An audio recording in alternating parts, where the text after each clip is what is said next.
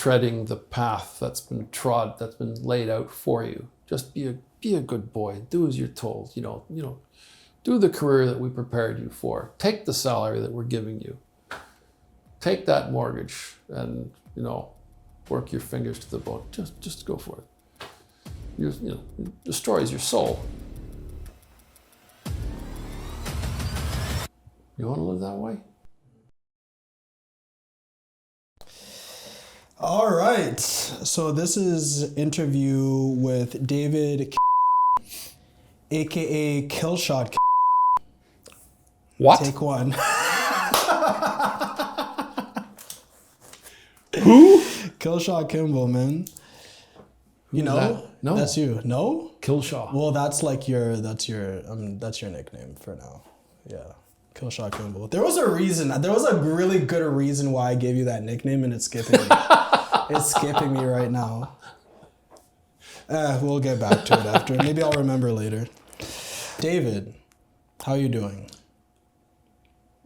Really well. Really well? It's been a difficult day, but really well. Okay. We're hoping that we make that day better today. Yeah. Yeah. Let's make that day better. How old are you, David? 62 years old. 62. And marital status? I've been married for 34 years. 34 years.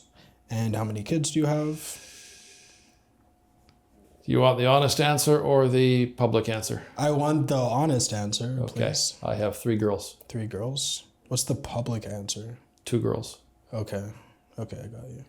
How old are they? Our first one we lost at birth. Mm-hmm. Now, we were blessed within a year.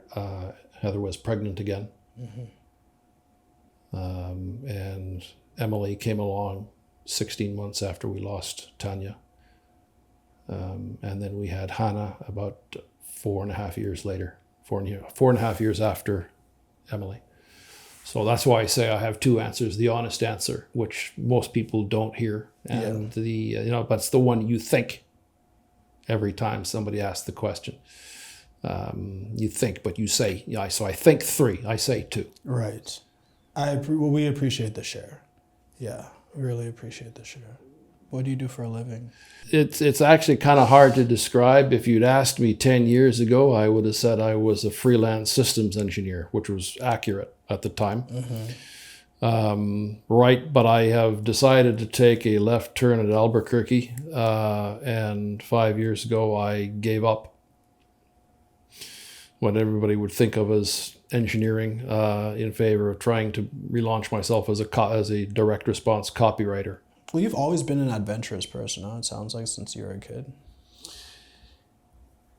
I think so. Mm-hmm. When I was 18, turning 19, earlier than that even. I remember just exploring the neighborhood. There was this ravine at the end of the street, both a ravine and a cliff. It was looking down over the St. Lawrence River in Quebec City. I'm sure that it must be fenced off now. I think most parents in this generation wouldn't want their kids crawling over those rocks. But I mean, it would have been very easy for me to take a tumble. But you could do it back then. And I remember just crawling over those rocks, and there was a steep ravine down there. I'd go down in the ravine. It was filled with junk. People dumped stuff down there. But I just wanted to go down and explore. And then later in my late teens, 18 turning 19, I finished my first year of university. Did mechanical engineering degree. I finished my first year, and my folks sort of expected that I would go back home and do something at home for the summer. I didn't. I hopped the plane and flew out to Alberta. Never been before. At the time, that seemed like just the ends of the earth to me. And I remember looking back and I think, what was I thinking? Why did I do that? Why did fear not set in and say, you're not, no, stay home. And then ever since then, I've always been sort of trying to chase new stuff. You think it's important to be adventurous as a Christian? I would say look at the great characters of the Bible, the patriarchs. Mm-hmm. How did they live their lives? Abraham in Ur, modern day Iraq. Hi, my name is Stefan Alexis, conceptual photographer turned YouTuber and the creator of Fatherly Advice. Now, this channel was created to help men of God fill the gap in a world of fatherlessness. On this channel, you'll find fathers from all walks of life share their insights and advice on some of life's greatest challenges. If you'd like to support what we do, you can check out our Patreon where you can find full-length interviews, behind-the-scenes content, my thoughts on the conversations, and much more. You can also support us by liking, commenting, subscribing, and sharing this content to the people that need it the most. So many of us suffer in silence, and you don't know who you could impact with a few simple clicks. Lastly, if you'd like to be a part of this channel, you can check out the description below where you can find instructions on how to contact us. And that's it for now. Enjoy the rest of the conversation. And he hears this, we hears a voice saying, says, leave your country and your father's house and go to the place I'm going to show you. He's just lost his brother. And from what I've done a little bit of reading around Ur of the Chaldees, and it was a hotbed of oppression and idolatry. So I can imagine that possibly Abraham was living under a rather oppressive regime, perhaps. And he gets up and goes, and he follows the Euphrates River upstream all the way and gets to. That already right there, that's an adventure. Abraham, you don't do that. Stay here. No, he goes. And follows the Euphrates River up. And then he does something interesting. The direction was to go to the land that I will show you. Now, for some reason, he crosses over the Euphrates River and goes to Haran, which is in modern-day Turkey. Settles there, and I think he does some business there, and then God says, no, leave again. This isn't where I wanted you. I didn't tell you to cross the river. Oh, okay. So he leaves his father behind this time. He's taking his father along, which he wasn't supposed to have done. This time he actually leaves his father, crosses back over the river, travels south to Canaan. All of it is going through territory and where people are around that he has no idea. They don't even speak the same lingo. Isaac is slightly less adventurous. He stays the same area. Jacob, well, okay, he was under a bit of duress. He had to flee for his life because Esau was out to kill him. Mm-hmm. But he still goes all the way back to Haran. That's a long journey. David, Gideon, the prophets of the Old Testament who were called to speak God's word to a people that were hostile to it. And Jeremiah, I think, if I remember correctly, I'd have to hunt for the verse, but God says, I'm sending you people. Oh, and by the way, Jeremiah, they're not going to listen to you. I'm telling you that right now. This is a futile expedition, but I'm sending you on one. Mm. Oh, okay. Well, he does it. Mm-hmm. And he doesn't have and he has a violent end. A lot of them had violent ends. Mm. Hebrews, I think it's chapter 11 or 12, where the writer of the Hebrews is saying, some of them were killed by lions, were sawn in two, and I think, sawn in two, who was that? I did a little bit of digging research. That's probably Isaiah. Would you go down the road of something if you thought it was going to result in either a premature end or a painful end? And yet they did.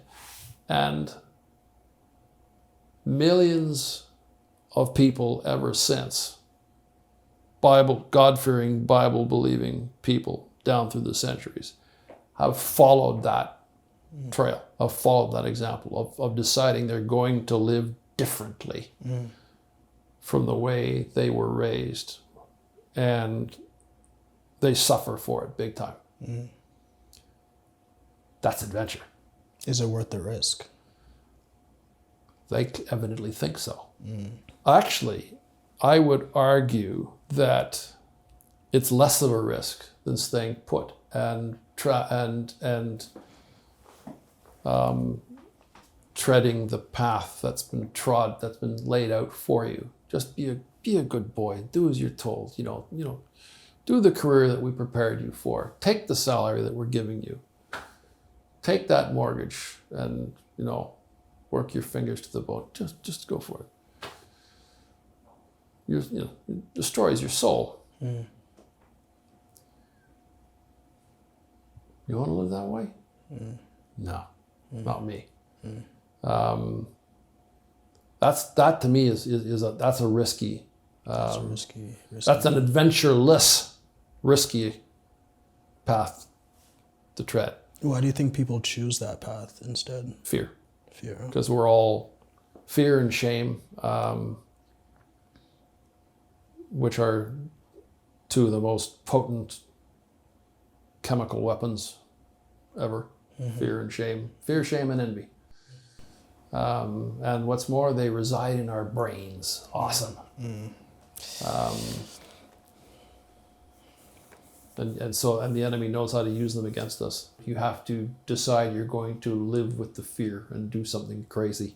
Right. Embrace the fear. Yeah. Yeah. I feel that. What about as a father? Is adventure important as a father? If it depends what kind of children you want to raise. If you want to raise children who think for themselves, and that's been what I've wanted to do. I've wanted to I've always encouraged my kids to think for themselves and make, they can ask my advice if they want, but I don't want them to do what I tell them. I want them to think everything through. I've always tried to encourage them to do that. That's somewhat adventurous. That means, hey, maybe you observe what your kids are thinking about doing and say, hey, go for it. My youngster, she never needed any encouraging in that direction. She came home one day, she was in her early teens, I think. Dad, I want to learn to play the flute. Nice. Where did that come from? For 3 years, we paid for her flute lessons. Then she gave it up. Okay, fine. We were taking them to dance lessons as well. Dad, I think I want to study dance at university. Really? Okay. I had my doubts. Why? Why did you have doubts? I just call it parental instinct, that I didn't think she had the stage presence. Not that she was devoid of it by any means. I mean, she was on the stage several times and, put her heart and soul into it. But you have to have a certain latent talent, I think, to really shine and make a living at it. And you still aren't necessarily going to make much of a living. That goes for just about any art form. Was the goal to make a living? Good question. Maybe not. But in her case, anyway, what I found really interesting is she said, that's what I'm going to study. Okay. Let's see if she gets in. I didn't think. I've learned now, I never disbelieve Hannah when she says she's going to do something. Never. Because she's made a career out of proving me wrong. Nice. And I love that. That's fantastic. I'm very happy to be proved wrong. So I guess I'm a very roundabout way of answering your question. It's okay. I think it is important to be adventurous, or at least to have an adventurous streak. We did that with our kids, and we raised them. And kids started arriving. Both of them were born here. Would we raise them in England? Well, okay, that's not especially adventurous, but it was still 5 time zones away from home, from family. What were we thinking? Well, worked. It was they got to see stuff that most Canadian kids don't see. They went to a secondary school that was founded 150 years before Champlain canoed up the Ottawa River here. Half an hour away, it was Berkeley Castle, built by the same family that built it 900 years ago. Wow. You can still go there. Wow. Whoa. 10 minutes away, Acton Court, King Henry VIII stayed there for a couple nights. That's wild. You can tour it. A lot of history. Lots of history. And there was an Iron Age fort close by. All sorts, William Tyndale, first guy who first penned the, I don't think he did all of the Bible, but he certainly did the New Testament and most of the Old, or a lot of the Old. He was a tutor in Old Sodbury. That was 3 miles from where we lived. All that stuff, you see all that face to face. All you do is read about it in a book over here. I'm really glad we did that. How do you think it benefited them in the long run? Because they can tell, they've seen stuff, they can tell their friends stories. Of course, one of them is still over there, so it's maybe not so much of an advantage.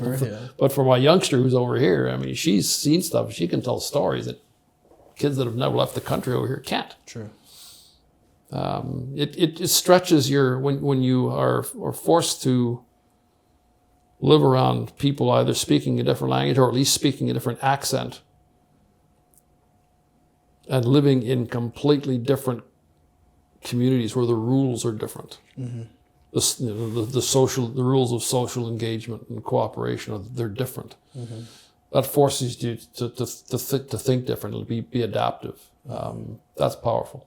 How has fatherhood challenged or expanded your sense of adventure?